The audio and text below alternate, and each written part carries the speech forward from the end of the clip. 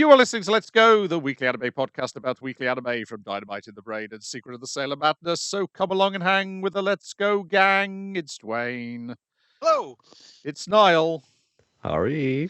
and it's me, Brian. And on this week's episode, we are talking anime that mostly aired October the 4th through October the 10th, 2025. I was about to say 2024 for some reason. Starting with a couple of things left over from last week. It is. May I ask for one final thing? Episode 1. May I kindly beat the tar out of these evil nobles, open brackets, pigs, close brackets. And episode 2. Pigs. Episode 2. May I offer you the taste of my fist as the ladylike thing to do? I only watched the first one of this, but yeah, I said, like you said, Niall, this seems like it's got a good premise. This seems like my jam. I remember, I can't remember the artist now off the top of my head, but it was like this like lady in a ball gown, and she was all like battered and bruised, and she'd torn off a bunch of the ball gown and made it into wraps for her fist, and I was like, yeah, that's badass. And I was hoping for that kind of energy, and it did not deliver. So See, it does initially, like, So Yeah. the whole thing of this now is just like in the current popular vein of like, oh, there's always like the villainess or the rival like romantic character in these like romance novels and romance games. Let's get her side of the story. So she's engaged to jerk ass prince. He's like, I'm calling off our engagement and I'm getting married to this babe instead. And your family isn't going to be in ruins. So it's like, okay, just one more thing, before I go outside. Can I punch you in the face, or punch her in the face rather, your new babe? I'm going to put on like a pair of studded leather gloves, and just going to go over there and just wallop her.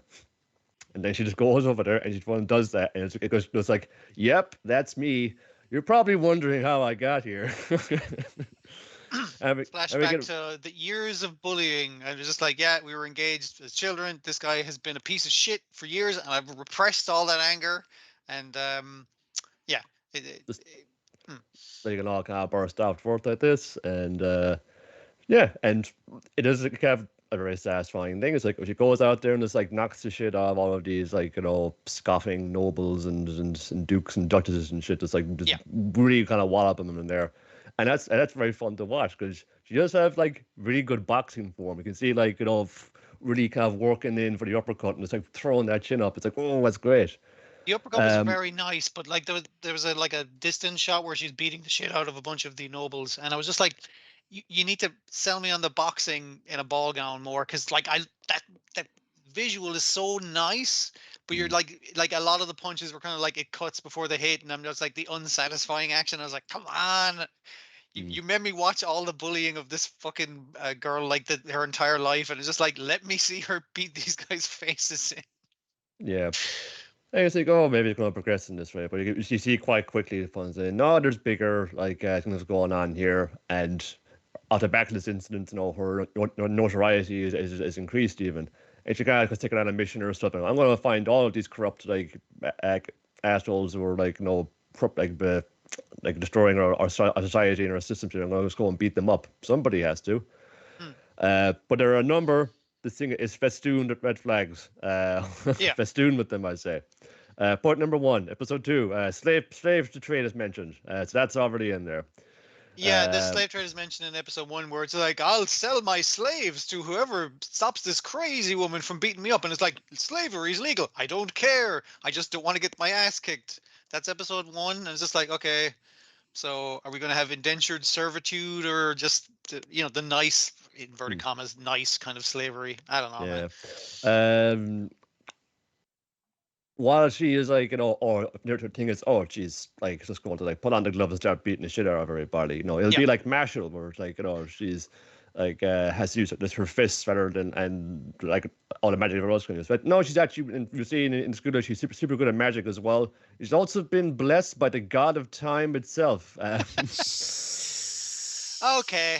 All right. Because I was fine with her getting good at fighting for the purpose of doing better at, the martial weapons class and getting good at magic out of spite, because she doesn't like the number 1 prince because he's number 1 on the list of exams and shit. And she's like, I'm going to make that guy look like a punk by getting really good at magic. And I was like, spite is a great fucking motivator. So I was just like, that's instead of her being naturally talented, I was just like, yeah, that's good. Oh, but she actually is gifted by the gods. I'm like, okay, Yeah, and I'm wondering then from the off, then it's going to work in there. Is the reason she's so good at boxing and magic and everything else is because she has been rewinding time or slowing it down, or like, so you're effectively getting like, a free hit, like, yeah, I've lived so many lifetimes again. You can work at that in there. Maybe they don't do that. I won't hold that yeah. definition. And for being like this is the villainous character. It's just kind of weird that one prince doesn't like her. Everyone else is kind of grand. They even Yeah. had like a dude who was actually like he was one of the prince's little toadies, and actually, I'm sorry, I was rude to you back then, but I was actually sent in by the elder prince, to spy on his younger brother. So I'm sorry I had to be so horrible to you, miss. And I suppose even if it was if it was sort of good, I was going to be about it just beating the shit out of people. If it was just that. The opening credits is just filled with fantasy assholes. There's like so many of them. So I think it's going to be the case, like, you want to see her like put on the gloves and beat the shit out of people, but like Saitama, she'll finish out the quick. We gotta keep her out of the spotlight until we can bring her in to punch the villain out at the end of it. The idea of her going around and beating the shit out of the aristocracy, kind of breaking this kind of webtoon-esque, like I was the princess spurned, blah blah blah, fucking nonsense. But that sounds great.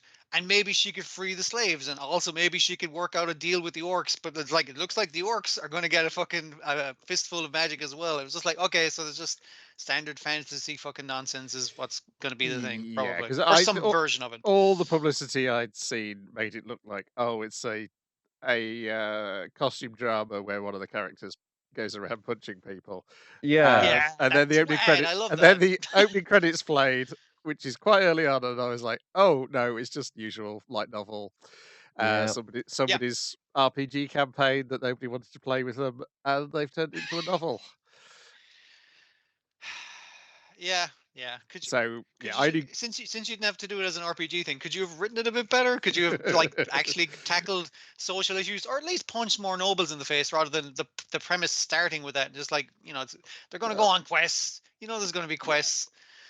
Yeah. Yeah, I only got halfway through the first episode before I gave up on Understandable. it. That first episode was a slog. I was just hanging on just to see her punch people out, and I guess I got that, and And it does that in the it's opening already as well, kind of where- done away with that. Like it's already drifting far away from that. Like as you get onto it. in the opening as well, it's just like, hey, this bit's very boring, huh? But did you see that bit in the opening where she's wearing the same dress as she was in the thing, and she was swinging a couple of nobles around, beating them with each other? And I'm just like, I do want to see that happen though. So it's like it's got you in with that temptation of like on the hook for this fucking coolness, and it's just like, nah, it doesn't deliver on it. That's the really frustrating That's thing. fine. They got me. Yeah. Up your hands, say they got me. I'll briefly mention the other two things I only got halfway through. Mechanical Marie, which is heir to this company, hates liars, only trusts machines. So they've hired a mixed martial artist who's like very stoic in the ring to pretend to be an android, or I guess a gynoid, Yeah. made in return for paying her college fees. And so he acts very stoic. He acts very stern when humans are around him. But as soon as the humans have gone away, then he becomes all sweetness and light around this robot that he can trust. And so it's her and the butler hoping that he never finds out, and I guess they're slowly falling in love. It's the execution. That's a pretty good premise. Yeah. Yes, the premise is good, but the execution is very inert. Wanting. Yeah. Yes, Yeah. I think the premise is good, and the comic might be good, but this particular execution is bad. Inexpressive Kashiwada and expressive Uta. Execution's great. It is funny, but it's not really my sort of humor. So I was like, if somebody else wanted to watch this, I'd happy watching it with them, but I'm not going to seek out watching it myself. But and then that one, the humor is more on the expressive Uta about how overly expressive he is, because in the very first sketch, it's them playing Old Maid, and of course he's giving everything away, and claiming he can read her Oh, expressions. Hmm. It's got a good. It uses a narrator, which works quite well for it as well. But yeah, it just wasn't quite. It does feel a little bit like he's bullying her, which was the point where I was like, I'm not yeah. sure this is quite my humor. It has the narrator. The narrator being there lessens that Hmm. because it's having a go at him for doing it. So it's not like it's endorsing his behavior. The voice of the cartoon is saying his Yeah. behavior's bad. But I was like, yeah, I'm not sure. As well made as it is, it's not really my stuff. Unlike Hmm. Spy Family, episode 38, Berlin Panic and The Informant at Night and Nightfall. I think the first story is anime original, just to, Yeah. if you've Yep. never seen Spy Family before, it's basically Here's filling you in on Spy crazy Family. hijinks. Like it does the bum bum bum, like going through is like, here's whatever all the main characters are, our main family is, and then it has the opening segment, which is like, here's what they can do, here's how they function, here's a little fucking rundown, and it's like it fell a little flat for me because I'm like, yeah, I'm aware of this shit, but I Yeah. guess some people might have watched the movie and went, I'd like to see more of this so-called Spy X Family. What's it like? The film did that for you as well. It got you all caught up. If you saw the film, Yeah, I know it does it every time. It catches you up every time, but it's grand. I know. It's there for the new That's people. probably So. just like, mate, that this is being a real gravy train for us. We can't afford to lose anybody off of this. We gotta keep people in the loop and possibly catch new people in depending Yeah. on what's going on. I mean, like, it's a pretty good opener as well. It was just like a nice family outing at the park, and it's just like, okay, we can't do the family outing because there's danger everywhere at all times. Essentially, like it's the problem this time is an overworked construction worker. I think is the main thing. Yep. Yeah. Hmm. He's going to go on a Bond foresees that he's going to go on a rampage with his digger. Then Anya sees this by reading Bond's mind and decides we've got to go home. And as they're walking past, then Lloyd spots using his Well, and you psychological points training. out, it's like, Detective hey, vision. how Yes. come don't construction workers get days off? And he's like, yeah, I'm sure they do. It's like, how come that guy's working? He's like, the bags under his eyes so that he Yes. hasn't been asleep, and he's handling that. It's like a digger, but it has like a claw thing. Yeah. I know there's a word for that attachment, but yeah. So that's animated really well. I did enjoy the use of that digger and it moving in a way like angrily, like it's being controlled, like it's basically Yes. throwing a tantrum at the building site. Yeah. Yeah, and then they get into an excavator fight with Lloyd pilot driving another escalator. Then things go flying. Mm. Yor gets to use her ninja skills to save an old man. Mm. And we go home, and then we get a story not involving the family at all, which I guess is another important reason to have this story here because it's Yeah, it otherwise is about these guys, but There's we are other cutting people. to the other cast. Yeah, Yeah, because otherwise it would just be a story involving Sylvia and Fiona and Frankie. Frankie. Yeah. Yes. Frankie Franklin, which he establishes is a fake name in this episode. It'll always be Frankie to us. Yeah. They're trying to meet. She needs him to get hold of the quill. Yeah, she needs a a master passport, forger. a faked passport and counterfeit papers to do a specific mission. Like Lloyd's asked her to do this, so her being in love with him is like, I absolutely fucking have to do this. He puts her in contact with Frankie. She easily bypasses his series of traps, including putting an eraser above the door to hit her in the head, which is like, I guess if the other stuff doesn't work, maybe that one will slow them down. But all right. Yeah, he He also has. still got the drop on her, even though it was a little like a fake gun. But Yeah. if that been a real gun, she would have been curtains.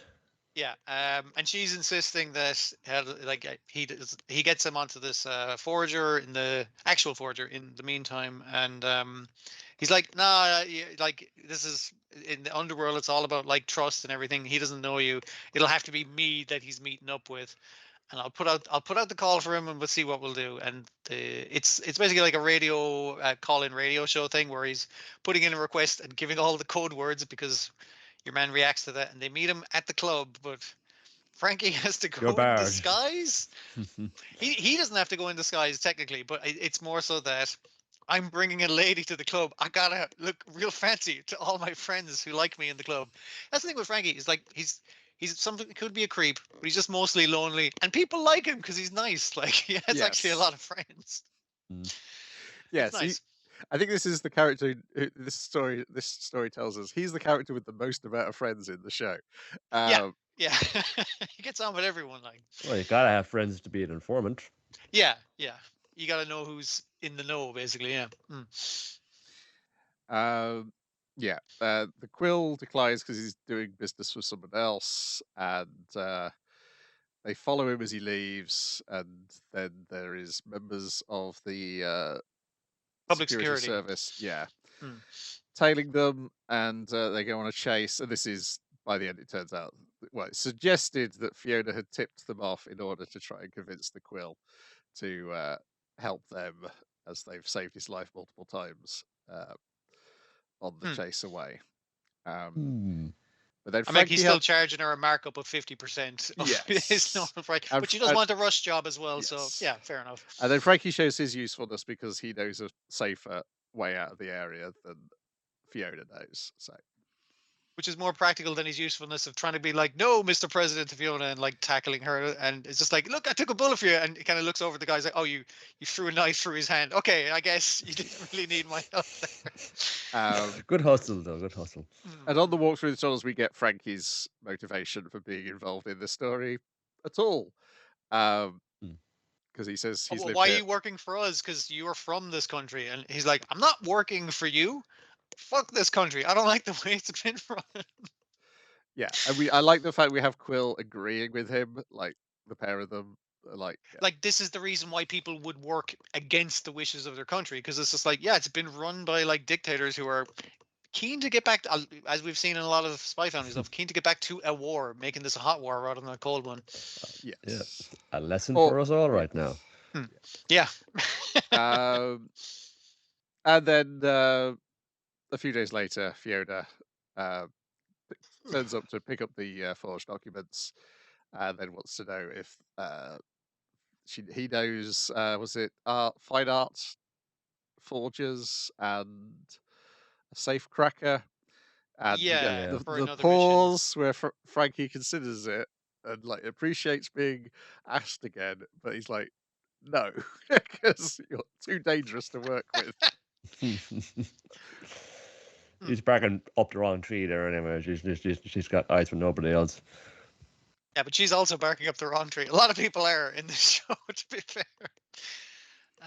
Yeah, it's this. I like this one a lot more than the opening bit, because it felt slightly stiff, the characterization and stuff. And the other thing that threw me is like, and I was like, why is this fucking throwing me so much? I was like, Lloyd's design is him as Twilight with his hair like mussed up rather than his hair neat, and I was like, okay, you're using the wrong character model. That was kind of odd. Yeah.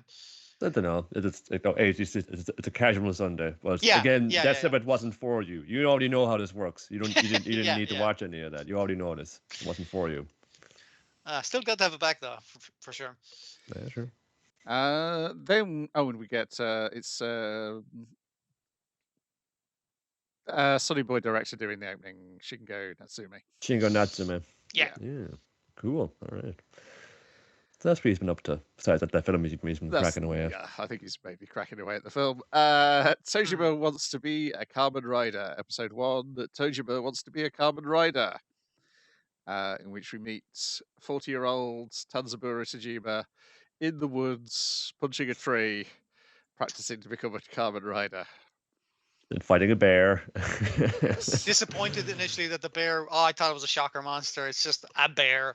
The bear's like, I'm going to get a piece of this. And the bear gets a claw on him, but like he flips the bear and like gouges his eye. And we get the subtitle for bear. It's like, what's the deal with this guy? What the fuck? Which is great. But he's like, at some point in my training, I got strong enough to fight a bear barehanded, pun not intended. And it's just like, I'm never going to be a Kamen Rider, though. I'm never going to be Cyborg. Come on, Shocker. Turn me into a Ever since I was a kid, cyborg. I always wanted to be a Kamen Rider. Yeah. Yeah. Yes, we get flashbacks to him as a kid with his mum. We get flashbacks to him as a high school kid fighting off some delinquents using his Kamen Rider skills.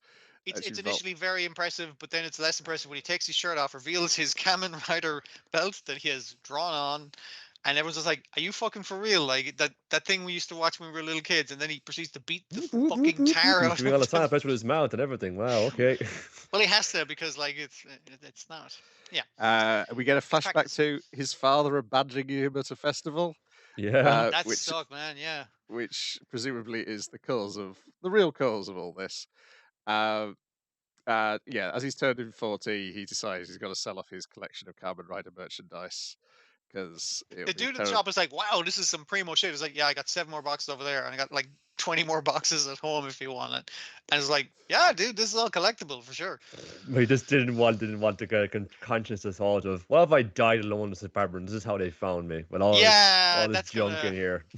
It's like, oh god, he died alone in his Kamen Rider merch. That's sad. It's like I prefer to die alone in an empty apartment. I think that would be better. Just had to give up on my dream. Is this never going to happen? There's no such thing as Shocker. What's this on the news? This like, someone was like, was like fucking robbing like shops and and breaking shit and like wearing masks and acting like the Shocker dudes from Kamen Rider. They're doing Oh the well. is it Yi salute?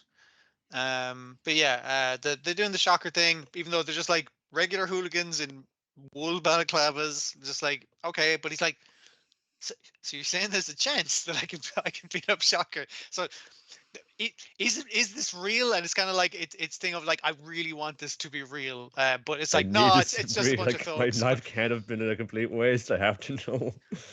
Yeah. So he goes to a festival because he remembers that he loves festivals, which I think that's where we get our flashback of his dad Yeah, abandoning him. he loves festivals, but it's the idea is like you should have terrible associations with festivals, but His yeah, dad, apparently not. to be fair, his dad gave him a lot of money to spend at the festival as distraction And while he then ran off. and then went out for cigarettes forever. It's like, that's not great, but all right. Yes. Anyway, turns out those 3 Shocker goons are here again. They're being instructed by a gangster who looks like one of the characters out of Judgment, um, who is he's getting them to dress up as Shocker, and they're going to shake down one of the stall owners. I was Um, kind of hoping he would be like one of the guys he beat up when he was a teenager, but I was like, he's probably just a random gangster who thinks Shocker is Yes. cooler than Kamen Rider. That's Yes. why I want you to do it this way. Yeah, and Yeah. everybody's kind of dismayed but not helping the stall owner. And so Tajima can't take any more. He buys a Kamen Rider mask from another stall and kicks the shit Just a out little of them. plastic one. And it's the thing of, he's obviously, because I was saying he can beat up a bear. He's physically like not superhuman, but like a superhero kind of thing, where like he jumps on top of one of the stalls to jump off of it and do a rider kick. The dude with the Iami teeth gets the teeth knocked immediately off his fucking face, which I was very happy with. I was just like, yeah. But he's crying the whole time. It's like, oh, what is he crying? He's trying to stand up to us. What is this idiot? And it's like, those are tears of joy. Is what I think that is. Yes. It's just like, finally. But Yep, yeah. it's finally. And there's a lady like, in her home gym, and like, I'm seeing all this getting reported in the telly. One saying, "Motherfucker stole my idea. I was gonna be the first one to dress as a Kamen Rider and beat him up." Because the opening credits establish, I can't remember if they're in this episode or whether I just saw them on YouTube, establishes that there's a whole load of people dressing up as Kamen Riders in this series. Kamen Rider infected a lot of people's minds, yeah. Which makes it more plausible that this guy went crazy for Kamen Rider. It's like, no, a lot of people did. So yeah, I really like this. I was worried that it was going to go the line of James Gunn's Super. This is like that kind of depressing thing. I was like, I think it's going the other way of just ridiculous, which I'm No, happier this with. is a Yokusaro Shibata manga, so like while it's got the fight stuff, it's also very, very stupid. Yeah, It's very earnest about that. And all the better for it too. Also, like, and the little bit I've seen of Samurai Flamenco is about it feels like that as well. People are dressing up like real heroes, and try not to find real villains out there. Yeah. Will it see like will it have like an opposite effect then on the gangster then? If I'm saying, well, if they're going to dress up and beat the shit out of, like, maybe I should be dressing up like something flashier and cooler as well. So I get his take on one of the monsters or something. Yeah. Or if you wear a monster suit, maybe there's more padding for getting your ass kicked. We'll see, I guess. And like a cool bits there, like there's like just doing little like takes of actual scenes from the old show as Oh, well. those were so nice. I was half thinking like these are so good. I would swear they were rotoscope, but like they're really nicely done. Like I can tell they had fun, like having the monster dissolve into bubbles, kind of thing. It was like you really wanted to render these old things that are like stuck in your head. Hmm. Yeah, Well, like like I think most anybody working on the animation has probably wanted to be a Kamen Rider at some point in their past or in their yeah, childhood, so they're getting to finally Yes. realize their dreams as well. yeah. The idea In that a like way. all kids wanted to be a Kamen Rider, just a few people didn't grow out of it. Is the thing. And those are the dangerous ones you got to watch out for. Yeah, my main concern is I'm going to end up buying a Kamen Rider belt before this series has ended. Ah, dude, like I even saw that new one where he's wearing the belt over the shoulder kind of thing, and he does the spinny Ooh. thing, and I was like, I don't know, man, that's pretty cool, but I cannot. Yeah, the spinny thing like works like unless I've seen well the Japanese toy reviewer guy who Hmm. mainly just does the Bandai Toei stuff. It basically that the spinny thing in the toy works essentially like a flip book. Yeah, so it's got Yeah. drawings on like an X inside the ball. So when it Oh, spins, it does it some actually has animation. the. That's really cool. Cool. Ah, don't be tempting me.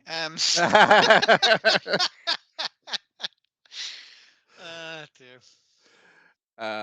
Yeah, this I watched this when we were at Amicon, and I was like, "Oh yeah, this is so much better than I was hoping for." So Mm. Yeah, uh, love how stupid it is. then we got Ranma 1/2, episode 13, Ranma's weakness, in which we're introduced to what's his name, the guy with the little They say his name so dolls. much, and I keep forgetting. Yeah, yeah, Jeff, I watched it about maybe more than a week ago now. yeah. And I know, just the little fucking creepy dude, and he was like, the very Yes. kind of dark and sullen one who was like, "Oh, I'm gonna put fucking curses on you, like you're gonna lock your hair and put in a voodoo doll and nail it to a tree, that'll rigmarole." As that kind of trope of a character, like I really like how he was handled, where he was like, oh, "That's the second conversation I've had with Thing." Like he'd be counting every Yes. time she's like, "Hey, what the fuck are you doing here?" And it's like that's a conversation, and the voodoo doll thing was kind of like thing, but everyone reacted to him as like, "Oh, that's just Thing from class." Yeah, he doesn't really stand out much. Ranma always like being aware of him at all times, including when he's taking candid photos, and Ranma's just looking at the camera going, "Peace." It's just like, Yeah. no, I'm taking secret photos of you. Stop looking at the camera. Yeah, He's fun. Hikaru Gosenkugi. Um, Mm. and the exciting thing is he's been introduced at the correct point in the story in this adaptation, as opposed to he didn't show up until episode 114 in the original anime adaptation. Did they forget? Yeah. Yeah, it's a bit weird because yeah, he's basically ends up promising Kuno that I'll find Ranma's weakness for you, and then doesn't. Spends most of the episode failing. And also Ranma at one point goes, you'll never find out my weakness. And then when we see what his weakness is, it's like seems pretty easy to spot. In fact, I'm surprised you've not run into this problem already, Ranma, in the previous 12 See, Yeah, that's like that's the other episodes. thing I was thinking. If they didn't introduce him to like episode 100 and something, it's just like, what? How did he never fucking come across a cat in that entire time? It's ever. like, it seems like you would. Yes. Well, yes, he Hmm. definitely will have done. So I suspect there's a different version of this story in the anime. Right. Because yes, the point of you need to introduce his fear of cats now because it will become more important in a few episodes' time. Yeah. Yes, Ranma turns out to be afraid of cats to the point of He screams freezing and then up. freezes up. Yeah. Yes, and then eventually you expose him to too many cats, he turns into a cat. Um, As a self-defense mechanism. Well, I can't be yes, scared of cats because I'm a cat. and this is The all logic. Yeah. That's how we got out of that room. He got locked in with all those Yes. cats. yes, because this is all down to his dad, of course, and a training method that is entirely unsound because he If you didn't turn the want to learn cat's page. claw, it's like what you could do is throw him into a pit full of feral cats with like cat's favorite treats around your neck, so they're all like scratching you and shit. And it's like, but if you turn the page, it's like, but don't do that. That's fucking stupid and won't fucking work. And it's like, I should have turned the page because I kept putting him in pits full of cats. What a mistake to make. Well, so he's traumatized now. Yes, but the bit where he freezes up at home and the Tendos and his dad are all hanging cats off him. Let's see how many cats we can stack on him. Yeah. Like it's Buckaroo or something. Yeah, good But shit. yeah, for me that sums up sort of the meanness at the heart of Rumiko Takahashi's writing, because you've got like even like Kasumi, the nice one at the Tendo family, is hanging cats off him. It seems fun. Like it's a fun thing to do. These Now, little cats, how bad could it be? Tragedy plus time. Yes. mm. But yes, eventually he's exposed to too many cats, and his mind devolves into that of a cat. And the only way to turn him back, Genma says, is this old lady who used to pet him like a cat, but she's not here, so I will have to stand in, and dresses up as the old lady, which does not work, and so is now going to have to be a Akane, is going to pet him, and then she gets embarrassed, and then it's after the Ranma sort of It gives her a sort of cat kiss, cat kiss. it Yes, that's it. touches you with its face, that kind of thing. But Yes. it is a kiss, and everyone in the school did see you doing it. So, So she and they're like, punts him. well, they're engaged, so that's probably they probably smooch Temporary all the time. insanity, Your Honor. Yeah. So she punches him into the sky. I think that's where we leave it. There's good stuff with Kuno, because Kuno wants to fight Ranma in order to get a date with the red-haired girl. Ranma's like, "You're on." And so like, you're on, because I can't arrange that technically. So Yes. yeah. The bit where he sets up the trap for Ranma, and it's like Akane has been kidnapped, and it's like he's walking with Akane to the gymnasium. It's like, this is obviously bullshit, but we probably should check this out. And he's dressed as Akane. The pitfall that doesn't work several times over, and the pitfall of cats and one tiger, just in case all the cats don't work. Yes. And while all this is happening, I think the basketball team has gone in gymnasium and was like, what's going on? It's like, is someone down in the fucking basement doing some shit? And an entire load of cats and a tiger come out, scared shitless of a feline Ramna. Yeah. Yes. And Ranma It's really good. Yeah. Yes, and so it turns out this is a way of learning the cat fist, because we see like how powerful his attacks are in this cat form, because he basically destroys the gymnasium's hardwood floor with his cat claws. Yeah. He shreds your man's wooden sword as well. Yes. Yeah. What's Yeah, it? yeah. It's it was Snake in the Eagle's Shadow had the cat's claw. Cat's Yeah. claw, which I think it's also only kicked in after he got like completely knocked out or something, wasn't it? No, I think that's Drunken Master, where he It is gets Drunken absolutely Master. fucking blocked. I mean, like, Well, Drunken yeah, Master that's is a good, remake yeah. of Snake and Eagle's Shadow, but yeah. It's a similar kind of idea.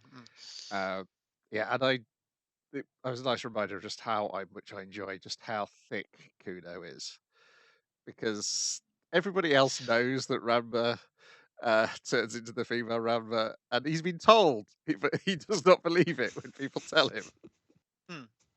Yeah, the pigtail girl. I know her. Separate character from Ranma. Yes. It's not that Rambo. No, it can't be that way, because I'm attracted to the red-haired girl. Like, it can't be the same way. He's just kind of trying to That's the other thing. cope with himself. The tiger jumps on him to get away from Ranma, and he's like, "Sorry, I'm in love with another." The tiger, basically. It's just like, he's so fucking stupid. It is a good bit. Yeah. Yes, I think because otherwise he could be quite close to Mendo from Euroscience Sura, but I think the stupidity really distinguishes him. It makes him likable. Yeah. Yes, I think you're right, and I also love any time you get a Rumiko Takahashi of drawing of a large animal that is so scared that its eyes have become huge and watery. Yeah. It's continues to be good. I think this is all bangers this season, if I remember correctly from rereading the comic. Excellent. All right. So looking forward. And then I was not expecting to put this on the list, but I watched it on a whim. Digimon Beat Break Episode 1, The Beat of Emotions. A story of two halves. We open with. Do they mention what their groups? They're called they're cleaners.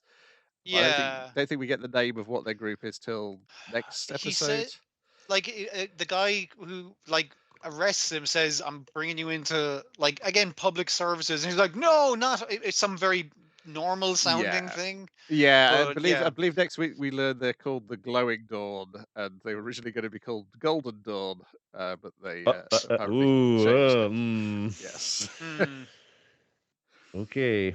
I'm sure they were referencing not the Greece version of the Golden Dawn, but the Hermetic Order of the Well, Golden it Dawn. sounds like a pretty ubiquitous, like kind of like, oh, that sounds like a very like hopeful, like pleasing image, Wouldn't that be nice? Yeah. But yeah, a lot of people thought that, and some of them weren't very nice at all. Yes, I assume it was supposed to be a sort of 19th century Hermeticism reference. But yes, they are the Glowing Dawn. And what it seems to be is like kids with Digimon, and they're fighting a criminal Digimon. Two of them are taking him on, not doing so well, and then another guy and their Digimon, who I assume there is massive amounts of fan art already, show up. Oh, it's between this and I think Oh. there's a new game that I'm seeing a lot of horny fan art for new and old Digimon characters, and I'm like, oh yeah, I forgot about this. Right. Uh, And then we switch to an entirely different character, who's our main character, Tamura Tenma. Uh, and he's drumming around in the world, and there's another girl who's going to school, and because she hasn't. the opening like establishes how the Digimon thing worked. Like the Digimon Yeah, cops up an egg, and then you take the egg and you grab it with your hand with a fucking QR code on it, and then you throw it back to the Digimon, and it eats the egg, becomes the egg, and evolves. The digivolves. standard, digivolves. Yeah. It does the standard thing. But then it establishes the world where no, that's everyone's phone. We're living in the year Yes. 2050 something, and it's like that's your phone, Yeah. it's your alarm, it's your PDA, it's how you pay for things, it's your train ticket, it's everything. It's The all in one Sapotama, device. yes. Yeah, your little egg that does all the future stuff, but very modern stuff essentially. But yeah, Yes. Yeah, and this girl's having trouble. She's forgotten to charge her egg. She can't get on the train to get to school. Then she drops it, and says, "Quick, someone grab my Sapotama." And our kid, Tomorrow Tenma, grabs it, and it instantly charges up from his e-pulse off his hand. Mm. Uh, and then she goes to school and discovers, oh, all of her grades have gotten better. Her lunch is much bigger than she normally gets, and also she's got no money in the bank. Um, Yeah, I thought that was kind of interesting. Like it's like I said, it's several things. Like it decides what you're going to have for lunch. It's like here would be the yes, ideal fucking lunch or food for because you. we see, Like yeah, this. we see an adult woman who wants to buy something in her egg saying, "Oh, you've had too much salt this week, so I'm buying you a salad." Yeah. So it's your fitness app. It's your everything. Yeah. Yes, it's the typical sci-fi. This looks like a utopia, but it clearly is not. The egg is telling you how to live your life. Get Yes, fucked, egg. I don't need to do what you yes, say. and if you do well enough, you can go and live in the giant egg. Yeah, she's like, I always dreamed of living in the big egg on the coast that we can all see from here. And I was just like, I don't know, Oh, man. it's a horrible future where like the prices of eggs are going up right now and they're hard to get. It's just like now like eggs have become this object of worship and Yeah. Yeah, entertainment, symbol of success. yeah. You're seeing like it's like the paranoia agent thing of everyone looking at their phones. Is everyone looking at their eggs? Except Yeah. our boy tomorrow, who's like going around He's town with his vibing in drumsticks. reality. He's living in the moment. I mean, he's not engaged with reality because he's got some fucking beat gun on his head that he just needs to get out on every object he passes with drumsticks. Yeah. So, yeah, he's And yeah. yeah, he explains, oh, yeah, yes, they glitch sometimes. Just take it to the repair shop; they'll be able to fix it for you. And then we see him go home, and he lives in the slums, and he lives in a house with his brother. And his house is full of analog stuff. Yeah, They've when got the thing hits the wall at one point and a bunch of like cassettes, yes, like tape cassettes fall off the thing, I was just like, oh, no, that's nice. Yeah. Less high tech. Yeah. yeah, and yeah, he's like, his brother's like, okay, you shouldn't go stay in at night, don't go out at night, otherwise. He's because it's in the news. Oh, she's got what's it called? The cold heart. She's come down with the cold heart. Yeah. Oh, And that's the girl you were talking to earlier, and it's like, oh fuck, I need to go check this out. You stay in here. Don't don't leave. Don't let anyone in, kind of thing. I'll be back soon. So I gotta investigate this. I did like the way the girl and the brother have like regular, normal human brown colored hair, whereas he has the anime character hair. It's like, all right, you guys I don't need to pay attention to what you're doing for very long. But No. his brother does have the same haircut as him, at least. It's so he's got a Yes. little bit. Yeah, and then he gets mad at his egg, and that throws it, and that causes Gekomon to appear, who tries to devour some of his eeples by biting his arm. And he Um, freezes No. up a little bit, but knocks him out of it. and then then Gekomon offers to go and help him find the girl. He runs off. He's like, "Oh, my brother's told me to stay here, but grab my shoes." Also, this kid's got huge feet. Anyway, Yeah, it's it's a for fun his bit of big character Crocs. design. Wears massive Crocs, but then he takes his Crocs off, and you're like, "Oh, he's got massive feet as well." His Crocs are the only thing that'll fit his massive feet. Chases after Gotcha, Bob. Gekomon, and then he is surrounded by two sort of.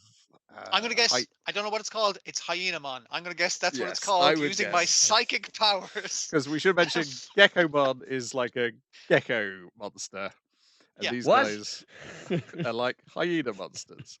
I And they wanna- like Gekomon's. I often like Digimon designs. They're weird, but like it looks kind of stupid, and it's fun. It's a fun cartoony design. That's the thing I like about a lot of the Digimon character monster designs. Yeah. I'm sure Devilmon is just a name, right? Not a literal description of what he is. Oh. No, they're generally quite literal, but because at the opening, the baddie had a thing called Fun Beam on. I was like, well, he's not Fun Beam on if he's doing crimes, is he? Just great shit. So there's a lot of chasing. The brother shows up. He gets killed by one of these hyena mons. I'm pretty sure, Tomorrow- yeah, that was like I haven't watched the Damn. second episode yet, but he's fucking dead, right? I think Yeah. so. Yes. Because he was freezing, the light went out of his eyes, and he fell from a significant height with a fucking Yes. hyena attached to his leg. I'm just like, yeah, none of that seems good. Oh yes. Gekomon had earlier eaten the egg, and now he eats tomorrow. And then they use that to power him up with his. Let me have some of your E-pulse. e-pulse so I can kick these guys' ass, basically. Yeah. Yeah, and he emerges and they goes to kick some ass. I think that's where it ends on this episode. It's just him heading off to kick some ass, and then we get some end credits where it clearly shows us who all our regular characters are going to be. Some of the ones from the start tomorrow, and some characters we've not met yet. But yeah, it looks really good.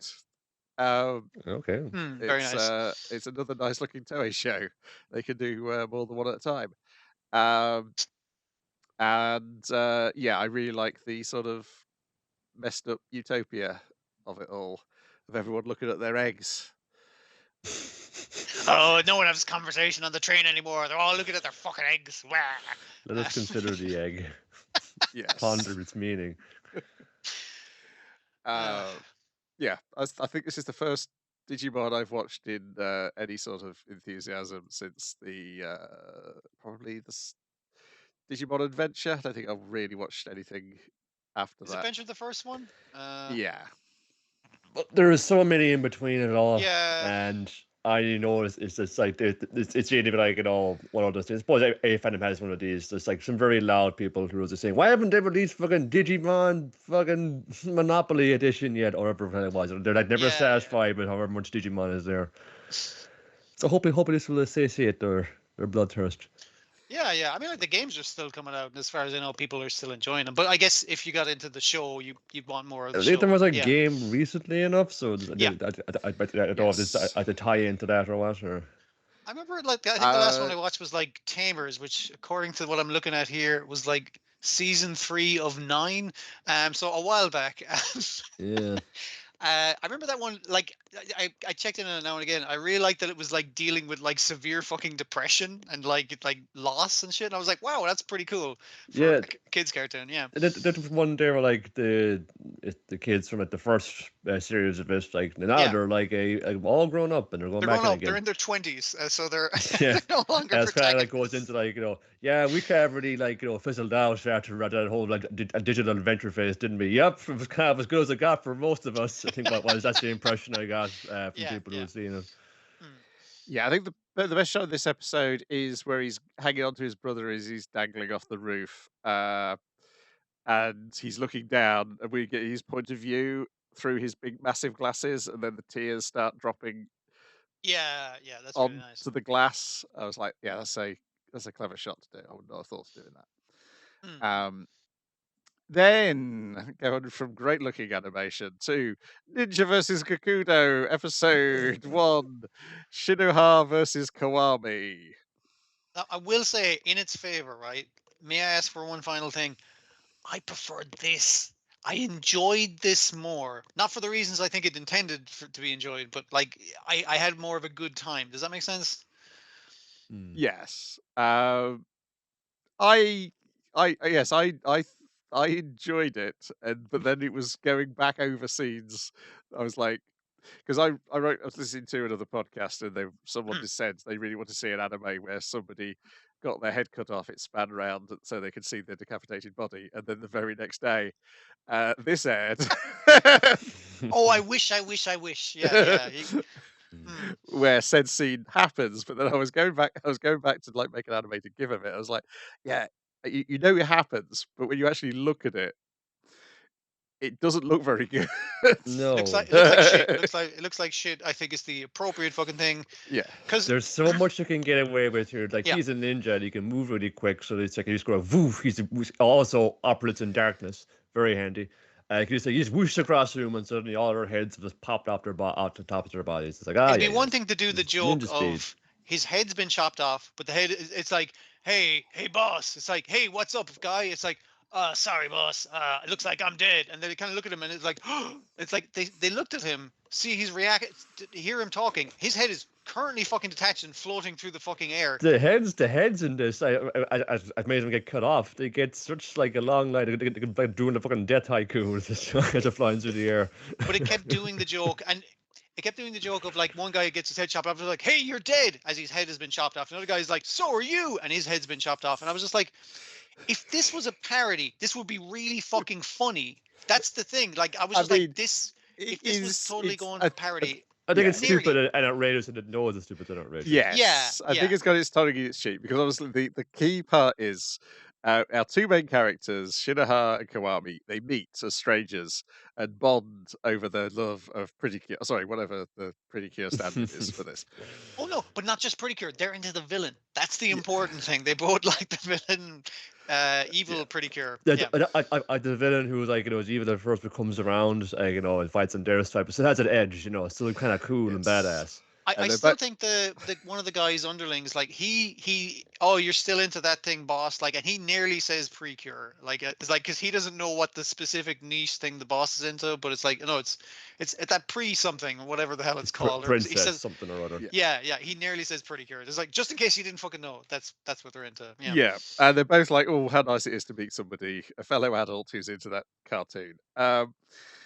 And Everyone in the street reacting is like an adult and a fucking weird child talking to each other about fucking Precure. That's weird. And it's like, it's weird that you're all commenting on this. Do you not have somewhere to fucking be on your commute? Yeah. Astonishing. This happening in Japanese society. Exactly. I'm just like, it's most likely to happen Being here. open about your interests right here in the street. It can be done. What? Yeah. We quickly learned that one of them's a ninja. We learned that the governor of Tokyo has been kidnapped by the Yakuza, sorry, the Gakudo, and he goes into, so he's called up and by Crow to go and save them.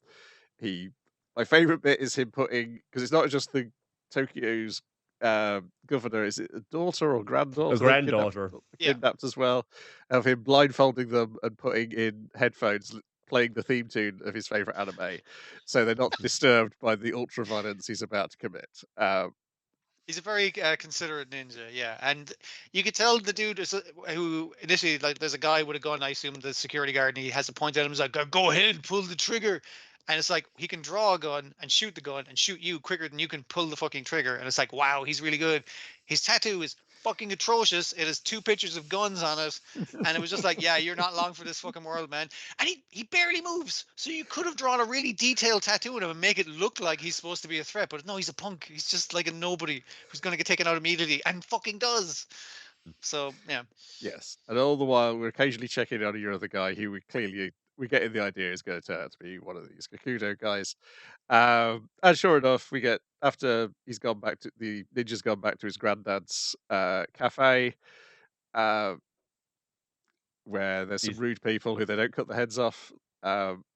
Like he uses the same technique to like poke a fucking what's the thing Rob Lucci does of like the air bullets. It's Yeah. basically that is what they have, but he He's does that going to to say, "Hey, replace the old guys. man, you should aim down this fucking ashtray." Upon saying, "But sir, I give you a fresh one right away." Whoosh, it's in your hand right now. It's like, what? Yeah, he uses the same technique to change ashtrays very quickly and efficiently in the restaurant. Which I was just like, yeah. And the other thing with our ninja guy is he suffered some kind of trauma, presumably his family being killed, and he can't smile or laugh. So he has to force his face into a smile, and I was like, that Yes. nearly works as a joke, but you Yeah. fail it nearly Also, every time you try also and do it. the kidnapping, we should mention the kidnapping of the Tokyo governor was to lure the ninjas out. That Yeah, was the purpose of it. yeah. The ninjas will show up to stop us doing this very public crime. For you see, yakuzas and ninjas are mortal enemies since time immemorial. Yeah, like the Yes, 'cause opening mentioned with all these guys who have been dead for like 100 or so years. So yeah, yeah. definitely. So yeah, a Kakuno guy is going to the big meeting, and the granddad has decided he's going to eavesdrop, and that's where we leave it, as he's heading also to the Yakuza compound to find out why they've all got together. What are they planning? Like him and the ninja kid like going to the merch thing, and he's coming back with like a body pillow, and he's going to his hey boss, you're still into that shit. And he's like, let me just load up my body pillow, and it's like, yeah, clearly I am. I'm taking off my But jacket, that changing lets into you my know, like, this must be some kind of badass if he's in this. He can have like this, or maybe he's like a fucking, I don't know, like Kageyama and Cromarty funds. He's just like, like a yeah. He just but a buddy living with a pride of lands. You just think that'd be a pretty badass buddy, wouldn't you say? it could be that, but like the thing of him talking to that guy is like, hey boss, when are you going to take over as the leader of our organization? It's like, no, no, no, that's not for me. I got my own. I like being an office worker. I like going to my Precure shows and shit. I'm just the shadow leader of the thing, so I'm fine with that role. And he rolls up at the meeting. It's like, what's up, bitches? It's me, the shadow leader. And I was like, you're not supposed to announce that. It's supposed to be a secret, like, or people in the know. You don't announce it at the fucking meeting of all the rival gangs. Like that's Yeah. weird that you've done that. Yeah. Yes, but despite all these things, and despite the fact it doesn't look very good, it's very breezy and very easy to watch. I found. Yeah. Yeah, I had a lot of fun. Like it's awful looking. Yeah, The opening, it's which generally has the best animation because you want to like show it off, is so fucking choppy in animation. It's yeah. I don't like looking at it. It's in the same bracket in kind of in both tone and look as Grappler Baki, but big Grappler Baki, like, even that looks like, in its style, it does interesting things, like looking things with it. This is just like not even Yeah, catching up to that. But yeah. there's like, it could be like, weirder fucking like hoodlums that come out of the woodwork here now, and weird thing of this like maybe it'd be kind of similar to that of one where like have this fight and be based upon this scientific principle that you read in National Geographic or you're in the dentist's office. Yeah, it has the potential to be fun. It was a good first episode, despite it not looking good. Basically, yeah. Maybe the granddad, he has like some moves from there. Maybe if you in the second one, you might see him do some cool shit. Then we've got Ganglion, episode 1 from last week and episode 2 from this week. Tokyo Cedar Pollen Campaign, Belve Squad, Chief Isobe, and then the second part is The Real Face is a Secret Outside the Company, which is also part of their Tokyo Cedar Pollen Campaign. These are 3-minute shorts. These are being fan subbed because no one has picked them up and it doesn't have a YouTube stream. It makes sense that they're 3-minute shorts because the manga only ran 1 volume. You really gotta stretch it out a bit. Yeah, sure. There's still strips, I imagine, anyway. Yeah. The animation is surprisingly high standard for a 3-minute short. They only got 3 minutes, man. They can the budget isn't like stretched at all. That's like Yes. crammed, basically. Yeah. And also because for being a superhero cartoon, it is all about the minutes after the superheroing and supervillaining have just ended. Yeah, the first episode opens with some great device has been exploded. It's like, I'll get you next time. What's the guy's name? Justice Man or something? Hope Man. Hope Man. who seems to have that parachute like jet thing going on to leave the scene. So the bad guy's been defeated. He'll get you next week. Hope Man leaves with his signature catchphrase of probably just shouting his own name, and the bad guys all get up. It's like, everyone okay? It's like, hey, you okay, buddy? It's like, yeah. Anyone got any bad injuries? It's like, no. All right, I'm gonna need everyone to transport this piece back. Everyone gather up the helmets and get the receipts for the taxi when you're bringing this thing Oh, back. You know, yeah. He tries to ring the office. He tries to and ring the the office is office. closed because and it's the evening at closed the end of 'cause the it's show.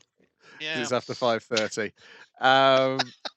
And also, I like that they've all stashed their bags neatly in a box because he goes to get his nearby briefcase. on Yeah. the rooftop. Yeah.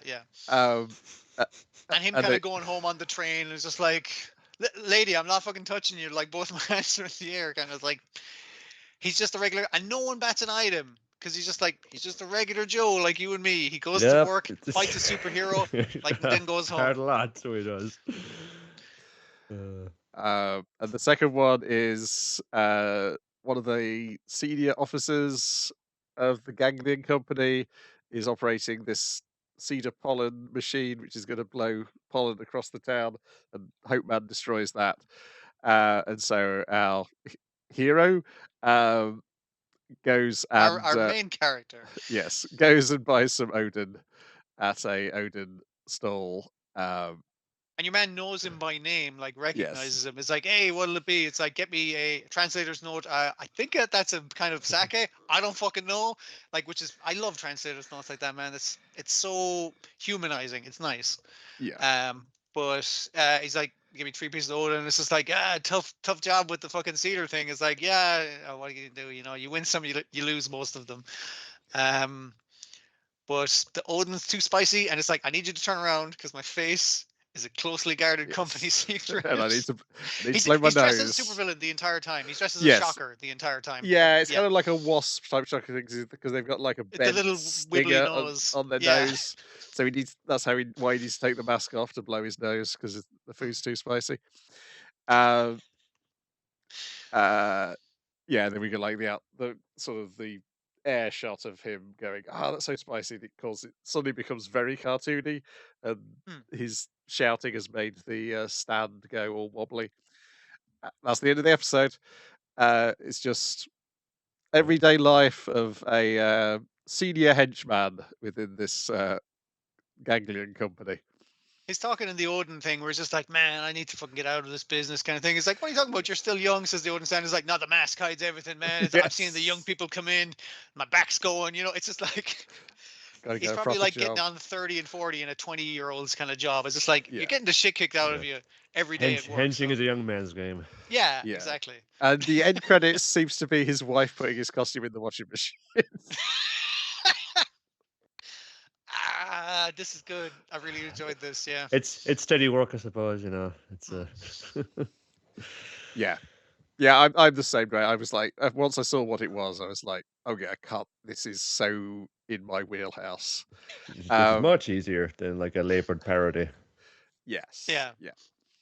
Then we got Noble Farmer season 3, episode 2, Pasture, in which we learn how to plant a pasture, how to make silage, how to almost kill yourself as a child. Yep. Yeah, just the fun thing of just like they actually haven't covered it up to this point. Where it's just like, yeah, no, the grass, that is also a crop, and there's different varieties of it. And the editor's like, yeah, that doesn't, you naming the varieties of grass, that does make it sound more like a crop. And you get some fuckers just driving around in it. You get some people picking the flowers, like, hey, that's the farmer's crop. You leave that the fuck alone. She's very concerned. Was like, back off, fucking looky loos, because I'm from farmer stock. But it's like, you know, like. What kind of thing with nature is like one saying, get out of the way, you're going to break it. Give it to me. I'll show you how to use it. And I was glad to see from my growing up and my childhood. I was just like, hey, are they going to talk about the dangers of fucking silage and shit? It's like, yes. I was like, hey, fantastic. Just, yeah, that shit'll kill you, or falling down among bales will kill you. Also, you can sleep on bales. I have done that. Itchy but comfortable is the thing I'd say. Yeah, I've done the same as well. Yeah, like messing around with bales and like and dangers thereof, and then when it comes to trying growing this grass, then the horror of the slurry pit is like, Yes. stay away from that. Yeah.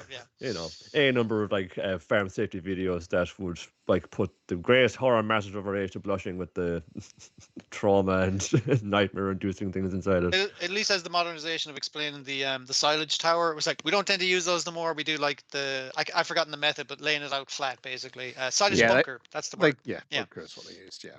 Hmm. Yep, that's pretty much it. That's your lesson in Agriculture. farm. That's the word I could not grab. I was like farmiculture. Farming work. Farm science. Yes. Farm ecology. Yeah, that's correct. Yes. Then finally we've got Sander episode 2, Candies, Canes, Kisses and Blades, in which the world in which a 40-year-old boy can turn into Santa becomes even weirder as we get a few more details. Oh my god. It's like it's not just climate apocalypse. There's a bunch of fucking weird shit going on in this is place. like Children of Men kind of shit here. Yes. It's like what was going on? Like, no, let's go away from Clive Owen and see what was happening on the other side of the planet. We're to take a different approach to the decline in birth rate. We've just visited the young are an endangered species and we keep in a biodome. Yeah. So we've got an aging population because it's the principal of the school is like over 90 years old or something, isn't he? He's 92 years old. We meet, Hifumi Ashubi. He's 92 years old, though he appears youthful, according to him. He seems to think his entire body looks youthful, but it's only his face. He's only gotten the face work done, and I love him using his cane to make his face look angry by pulling down on the fucking Botox. I was just like, that's a really funny look that he has to do every fucking time to express anything. Mr. Angry Eyes. But yeah, we get the thing of Sanda like at lunch kind of going like, the teachers are deferential to the children because children are rare and youth is a desired thing.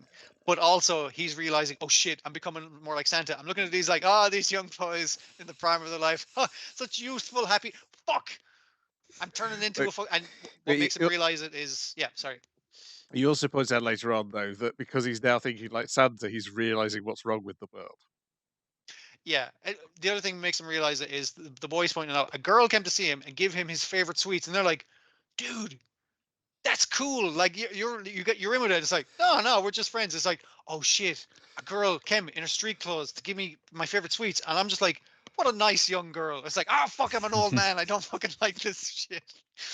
He's trying to rally against the thoughts of Santa Claus, which are invading his waking life now. And then he gets tased by one of his roommates.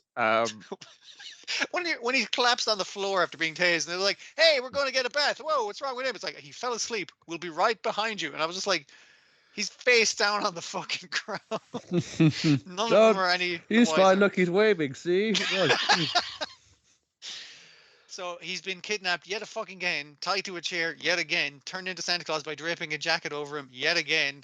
But this time she's tied up on. Also, Fuyamura is there. And I did this also as well as it's like, in Sanda said it's like, wow, there's a girl who's like, she's got a knife, but she is talking to me and coming on to me. Have I entered my popular phase? But now he has like, he morphs into like Santa Claus. So he's trying to kind of diffuse some of that kind of romantic tension there because they've been tied to the chair and by the roommate there. He says, "I'll let you go," or if you kiss each other. And Fuyamura said, "Okay, right, come on, let's just do it." If it was only a kiss, right? Fun said, "No, Santa would never do that to a child. Never ever." She's like, lay it on me. Let's do it with tongue so we can get the fuck out of here. Just get this shit over with. And I like your man just like, hey, why did you kidnap me? It's like no, I don't want anything. I just like having power over people. It feels good. I was just like, I'm just a little prick, basically, is the thing, which is like really terrible motivation, but really funny. So also he's lying, and I think Santa knows at that point because of his Santa powers.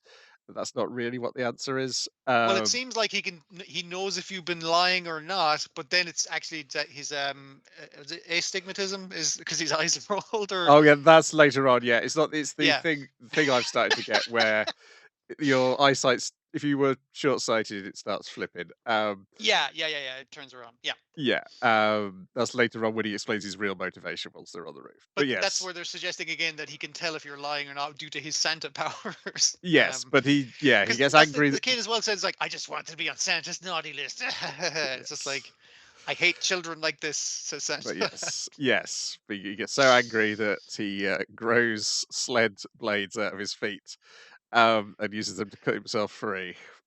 And your man's like, what are you gonna do, Santa? You're gonna fucking cut me with your Wolverine sled feet? And he's like, yeah, it's weird that I would summon these. It's like, oh, it's because my Santa body detects danger. And then a creepy mummy man, but like with the face of a youthful Yeah. man, comes around the corner going like, hey, what are you doing in this classroom all alone? Your man's like, oh, all alone. Turns around. Oh, they're gone. They're just hid behind the fucking table. But it's funny. He's like, oh, did he twiddle his nose and missed away? It's like, no, he just hid behind the table. It's not very Really clever. good at hiding, that's all. Yes. So that's what all those presents.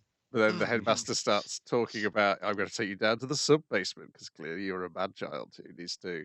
You've got trauma. We can't have children because he's against children having trauma, which needs to be cured by Trauma. taking. You become an adult by suffering enough traumas that you use your youthful innocence. So you're suffering trauma. Time for the punishment. And I was like, okay, great plan, old man. Oh, also they're doing this in the science lab that blew up from the last episode, Yes. which I appreciate because it's like they can't keep blowing up the school in various ways. Let's blow up the same part; it'll be fine. Which causes Santa to take action because a child's being threatened. Hmm. Yes, and they can confront him. There's the wonderful bit where he's, oh, you've carved your own initial into the floor, and then the floor gives way, and he's in a hole. Cool S. Yeah, the Santa Zorro Wolverine feet fucking shit. And when like their cool getaway where one's just like dragging him while he's crouched down because he's on skis. Yes. He can't move under his own power, which is so good. Yeah. Yeah. They flee to the roof, and this is where we get Amiya's real reason for finding out whether Santa was Santa, because he needs Santa to revive traditions to save his family bakery. You need to go deliver presents so people will want to go and buy things from the bakery. And also, don't they say like the school used to be in a department store? Yeah. Yeah. It's like commercialism is failing because of the aging population and the declining youth. Kind of, yeah, a lot of things are going bad in the world. Christmas, the spirit of Christmas will save it. And he kind of says like, well, only 2 children believe in me, but it makes me feel incredibly powerful. It's just the Yes. idea, just 2 children's belief in Santa Claus is enough to power him up a bit. So presumably, as more people like believe in Santa, will have like some sort of spirit bomb, like next Well, fucking well, you see, like, evolution of you see, powers. Santa Claus is like a yokai, like, you know, his potency, like, you know, Yeah. it's dependent upon like people's fear of him or or love of him. I suppose Yeah. it's a kind of fear. You don't want to be seen to be naughty in his eyes and get nothing. Yeah. It's fear and love, so Yeah. it works both ways. If you fear Santa Claus, and that's when the principal is like, "Yes, it's a code S. I'm gonna call it in." We gotta Yes. sit in the satanic pursuit. You know, just gotta get into action. Because when your man explains, it's like, "Hey, how did you find out I was Santa Claus?" It's like, "Oh, when everyone else ran away, I was like, what's going on here?" And it's like, "I saw you turn into Santa Claus," and it's like, "Oh." So how did she know I was Santa Claus? And the thing he was thinking is like, how does everyone fucking know? Like this is yeah. And the principle is just like Santa Claus is a known quantity, and there is a hit squad. They're fucking conspiracy board with the pictures pinboard, of, yeah. of Santa Yes. Claus and Christmas cards and shit. It's I was just like, it's like 5 "Ah." PowerPoints saying, here's a photo of Santa Claus as he's like entering the country in via Argentina airport. He may be wearing a new face. It's so good, man. It's a really good show. Yeah. It's easily my favorite thing currently on the air. Hmm. It just because the world building is, they're giving you like that drip feed of it becoming Yeah. stranger and stranger, Mm. and yet This is what happens when Santa Claus is banned you want this world to come to pass. Mm. well, that's the thing. It's like 2 episodes in, and now the idea that this kid who turns into Santa seems like one of the more saner things you could like get a grip onto. It's like Santa makes Mm. sense, the rest of the world does not. That's why the world needs Santa, because he needs to make it make sense by reintroducing Christmas. Yes. You see the video from a couple of weeks with Paru Itagaki and her dad doing an interview with each other. Yeah, I've It seen it. Yeah, she's yes, wearing that fucking mask all the time. yes,